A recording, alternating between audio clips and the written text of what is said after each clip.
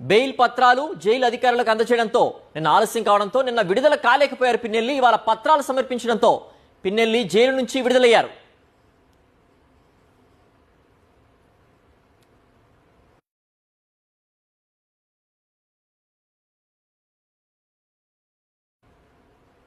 Nellore jail వద్ద మాజీ మంత్రి కాకాని గోవర్ధన్ రెడ్డి మాట్లాడుతున్నారు. ఇప్పుడు లైవ్ చూద్దాం. రేపు జరిగేటువంటి దానిలో ఎప్పుడు నీకు సంబంధించినటువంటిది ఎప్పుడు నీకు అధికారం శాశ్వతం కాదు. 2014లో 106 సీట్లతో గెలిచినటువంటి నువ్వు 2019కి వచ్చేటప్పటికి 23 సీట్లకు పరిమితమయ్యావు.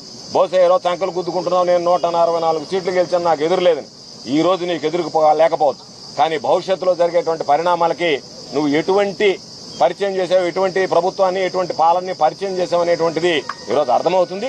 కాబట్టి అటువంటి విధ్వంస పాలనకి ఈరోజు నాంది పలికి దాన్ని ఈరోజు సృష్టించినటువంటి